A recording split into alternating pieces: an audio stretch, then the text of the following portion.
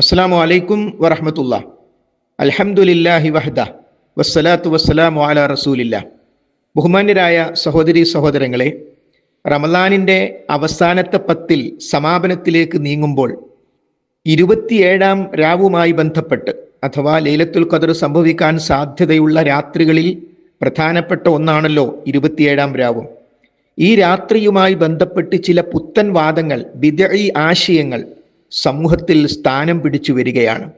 നബി കരീം സല്ലല്ലാഹു അലൈഹി വസല്ലം അവസാനത്തെ പത്തിൽ എവിടെയായിരുന്നു, 27-ാം രാവിന് എവിടെയായിരുന്നു എന്ന ചോദ്യത്തിന് ഒരൊറ്റ ഉത്തരം മാത്രമേ ദീനുൽ ഇസ്ലാമിനുള്ളൂ. നബി കരീം സല്ലല്ലാഹു അലൈഹി വസല്ലം ഇഅ്തികാഫിലായിരുന്നു. അതെ, മദീന പള്ളിയിൽ ബാബു തൗബയുടെ അടുത്തായിരുന്നു നബി കരീം സല്ലല്ലാഹു അലൈഹി വസല്ലം ഇഅ്തികാഫ് ഇരുന്നത് എന്ന് നമുക്കെല്ലാവർക്കും അറിയാം. എന്നാൽ റസൂലുള്ളാഹി സ്വല്ലല്ലാഹു അലൈഹി വസല്ലമയുടെയും അവിടുത്തെ സ്വഹാബത്തിൻ്റെയും ചര്യക്ക് വിരുദ്ധമായി ഒരു പുത്തൻ വാദം, അഥവാ പള്ളിയിൽ നിന്നും ആളുകൾ പുറത്തിറങ്ങി വാഹനങ്ങൾ കയറിയും അല്ലാതെയും പാടത്തേക്ക്, ഗ്രൗണ്ടിലേക്ക് നീങ്ങുക, എന്നിട്ട് ഒരു സമ്മേളനം പോലെ സ്റ്റേജ് കെട്ടി സംഘടിപ്പിക്കുക, അവിടുന്ന് ചില ചടങ്ങുകൾ നടത്തുക, എന്നിട്ട് അത് മീഡിയകളിൽ കൊടുക്കുക. നോക്കൂ, നബി കരീം സല്ലല്ലാഹു അലൈഹി വസല്ലം വിചാരിച്ചിരുന്നുവെങ്കിൽ മദീന പള്ളിക്ക് പുറത്ത് പ്രവിശാലമായ മൈതാനത്തിൽ ഒരൊറ്റ ആഹ്വാനം കൊടുത്താൽ ലക്ഷക്കണക്കിന് മുസ്ലിമീങ്ങൾ അവിടെ എത്തിച്ചേരില്ലേ? റസൂലുള്ള അങ്ങനെ ചെയ്തില്ല എന്ന് മാത്രമല്ല, അള്ളാഹുവും സത്യവിശ്വാസിയും ഒറ്റക്കാകേണ്ട ദിവസം, അതാണ് ഇഅ്തികാഫ എന്ന് പറഞ്ഞാൽ അള്ളാഹു സുബ്ഹാനഹു വ തആലയുമായി നമ്മൾ ഒറ്റക്കാകേണ്ട സമയം. റബ്ബിനോട് നമുക്ക് ചില കാര്യങ്ങൾ ഏറ്റുപറഞ്ഞ് തൗബ ചെയ്യാനുണ്ട്. അതിന് പള്ളി തെരഞ്ഞെടുക്കാനാണ് ഹബീബായ നബി കരീം സല്ലല്ലാഹു അലൈഹി വസല്ലം പഠിപ്പിച്ചത്. അള്ളാഹുവുമായി ഒറ്റക്കാകേണ്ട ദിവസം ജനങ്ങളെ കൂട്ടുന്നു എന്ന് പറയുന്ന ഒരു ധിക്കാരത്തിൻ്റെ സ്വഭാവത്തിലേക്ക് പോകുമ്പോൾ അഹ്ലുസുന്നത്തി വൽ ജമാഅത്തിനെ സ്നേഹിക്കുന്നവർ എത്ര ഗൗരവത്തോടുകൂടി ഇതിനെ കാണണം. മറ്റ് ചില ആളുകൾ പള്ളികളിൽ നിന്ന് തറാവീഹ് കഴിഞ്ഞ് നേരെ വാഹനത്തിൽ കയറി കെട്ടിപ്പൊന്തിച്ച ജാറങ്ങൾ ഓരോന്നോരോന്നായി സന്ദർശിച്ച് ആ ജാറങ്ങളിൽ മരിച്ചു കിടക്കുന്നവരോട് തങ്ങളുടെ ആവലാദികൾ ബോധിപ്പിച്ച് സുബഹി ആകുമ്പോഴേക്കും പള്ളിയിലേക്ക് തിരിച്ചെത്തുന്നു. നബി കരീം സല്ലല്ലാഹു അലൈഹി വസല്ലം ഇഅ്തികാഫിരുന്ന മദീന പള്ളിയുടെ തൊട്ടു പുറത്തല്ലേ വിശാലമായ ഖബർസ്ഥാൻ ഉണ്ടായിരുന്നത്? ആ 27-ാം രാവിലോ 25-ാം രാവിലോ ഒന്നും നബി കരീം സല്ലല്ലാഹു അലൈഹി വസല്ലം ആ ഖബർസ്ഥാനിലേക്ക് പോയില്ല.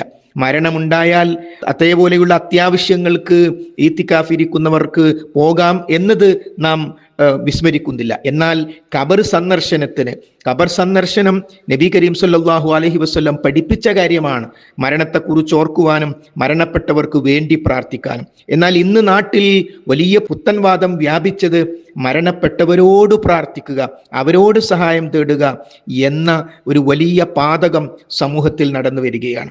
അതുകൊണ്ട് സഹോദരി സഹോദരങ്ങളെ, നാം മനസ്സിലാക്കണം, ഈ ഒറ്റയിട്ട രാവുകൾ, അതേപോലെ അവസാനത്തെ പത്തിലെ എല്ലാ ദിനരാത്രങ്ങളും പള്ളിയിൽ കടിച്ചുകൂട്ടാൻ നബി കരീം സല്ലല്ലാഹു അലൈഹി വസല്ലം പറഞ്ഞെങ്കിൽ, അവിടുത്തെ സ്വഹാബത്ത് അത് അനുസരിച്ചുവെങ്കിൽ, അതെ, മാ അന അലൈഹിൽ യൗമ വസ്ഹാബി, ഞാനും എൻ്റെ സ്വഹാബത്തും ഇന്ന് ഏതൊരു മാർഗത്തിലാണോ ആ മാർഗമാണ് നമുക്ക് വേണ്ടത്. വേറെ ചില സ്ഥലങ്ങളിൽ 27-ാം രാവ് വരുമ്പോൾ മധുരമുണ്ടാക്കുന്നു, ചീർണി പോലെയുള്ള ഉണ്ടാക്കുന്നു, ധാരാളമായി അത് ഭക്ഷിക്കുന്നു, സ്വാഭാവികമായും ഉറക്കു വരും. ഇന്ന് മധുരമുണ്ടാക്കാൻ അടുപ്പിൻ്റെ അടുത്തേക്ക് പോകേണ്ടുന്ന സമയവും യഥാർത്ഥത്തിൽ ദിക്റുകളിലും ദുആകളിലും ഏർപ്പെടേണ്ട സമയമല്ലേ? അതുകൊണ്ട് നമ്മളല്ല ദീനിലെ ഒരു കാര്യം എങ്ങനെ മുന്നോട്ട് പോകണമെന്ന് തീരുമാനിക്കേണ്ടത്.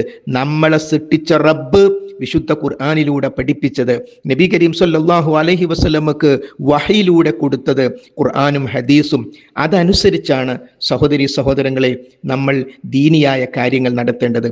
അതുകൊണ്ട് ഒരാളും പള്ളി വിട്ടു പുറത്തു പോകരുത്. പുത്തൻവാദികളിൽ നമ്മളാരും പെട്ടുപോകരുത്. ഇന്ന് ഖബറിൻ്റെ അടുത്ത് പോകേണ്ട ദിവസമല്ല, ഇന്ന് ഖബറിലേക്ക് പോകാൻ വേണ്ടി ഒരുങ്ങേണ്ട ദിവസമാണ് ഈ 27-ാം രാവും 29-ാം രാവും ഒക്കെ.